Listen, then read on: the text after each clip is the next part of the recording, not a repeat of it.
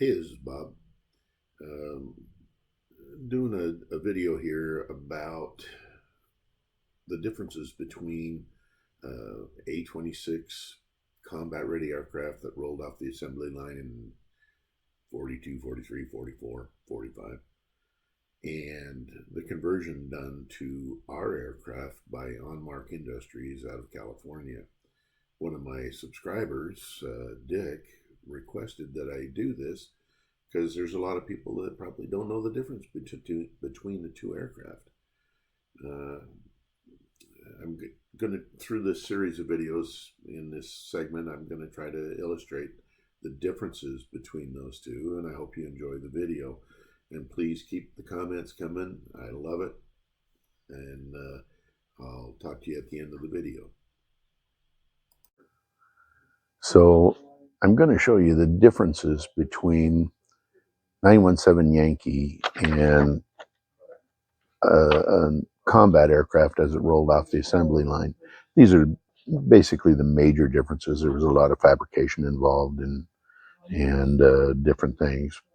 But I'll turn this camera around and show you a bunch of the modifications. So one of the biggest modifications was this turtle deck. There used to be a gun, 250s here on a swiveling turret, and then this was a greenhouse.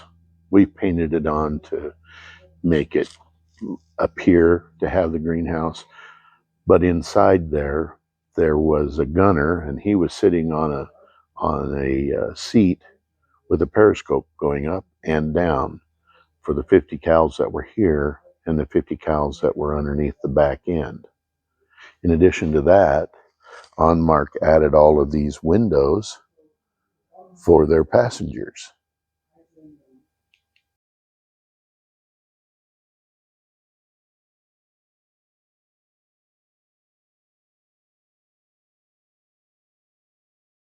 In addition to that external, Onmark converted this into two control yokes and dual panel, eliminating the crawl through to the nose that would have been used in the bomb nose or for setting up the guns in case there was a jam in the nose.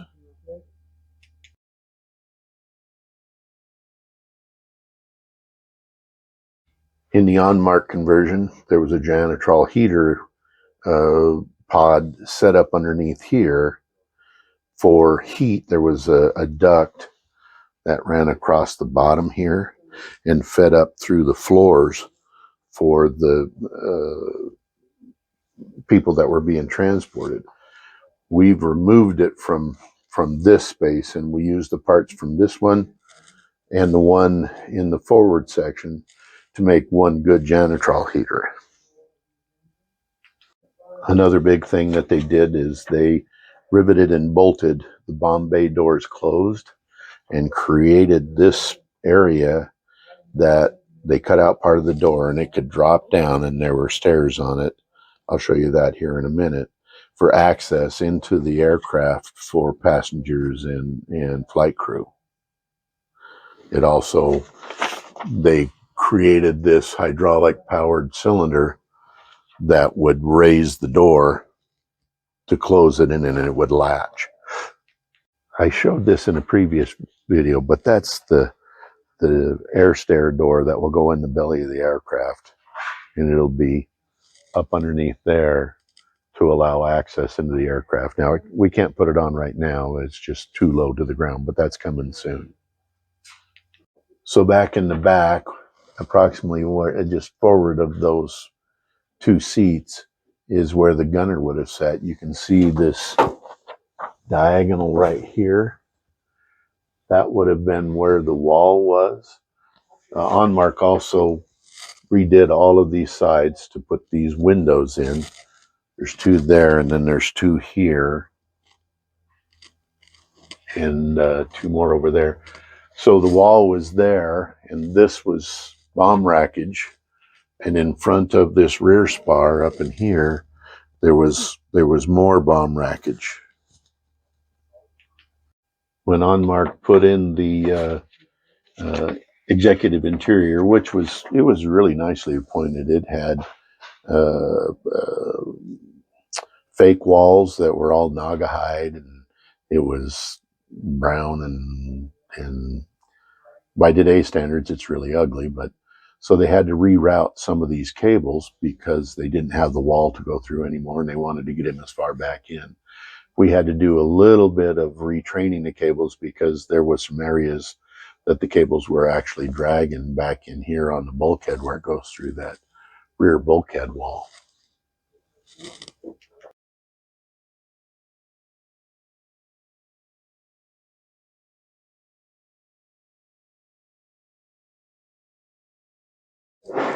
One of the things that our aircraft has that I've not seen in anybody else's, and there may be some out there that can correct me, this is a manual gearbox to raise and lower the flaps. If your gear motor went out, you can stick a tool in here and you can lower the flaps or raise them whichever way you need to go. And that's pretty unique to our particular aircraft. I'd be interested to see if anybody else has this. I've looked at a lot of A-26s out there. I don't know of any of them that have this. If I'm wrong, please let me know. So this is our nose that we're going to be using. This is referred to as an 8-gun nose. This was, I want to say that it was Korean. It might have been very tail end of World War II. So this is an 8-gun nose. Originally, this came with 6 guns that went from here over to the other side, and the configuration was a lot different. We're going with this as the last combat version of the A-26 with 8 guns in the nose. This was 917 Yankee on the ramp after its conversion to a VIP transport. You can see a huge difference in this, what we refer to as a Pinocchio nose. I would really like to see this in color because it's really kind of cool. I like it. So I've shown these in a previous video also. Onmark converted the brakes, which were like a 12-disc brake inside and outside of the wheel, in favor of these 3-piston disc brakes, which are a whole lot easier to use, easier to work on. And so these will be going back on the airplane as Onmark had put them. One of the other features that were part of the Onmark upgrade was anti-skid devices, which is what this valve is. This would, there's a counter in the axle down here that would count wheel revolutions. And if there was a discrepancy between the right and left wheel as you're braking, there was a early generation analog computer that would count that and say, okay, release the brakes on this side or the other side. Well, it was a very unreliable system, and they've all been neutered. We've chosen to, because all the piping was here, we've left the valve in place, but it's bypassed so that it's no longer functional. But making new pipes for this just didn't make sense. And this is how we're approaching it. So in its original configuration as a combat aircraft, the rudder had only one trim tab. Well, when Onmark converted this, they added a boost trim tab up above this. Well, when we received this aircraft, this rudder had already been reskinned, and it was a single trim tab rudder. Now we have the other rudder, and I'm assuming, I haven't really looked at it because this one was so far along.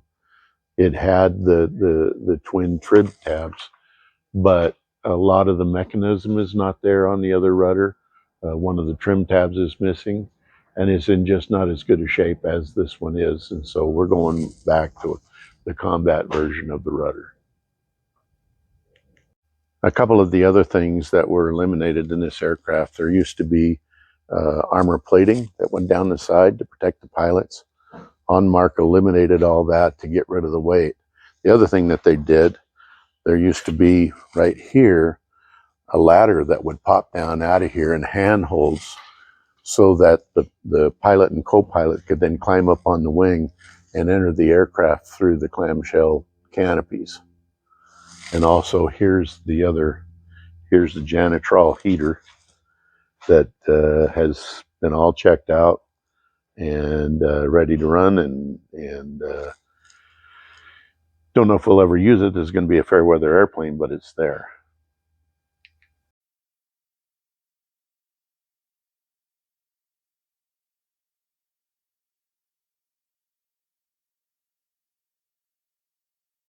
This had been where the guns, the 3 wing guns would have been. They put a fuel bladder in there.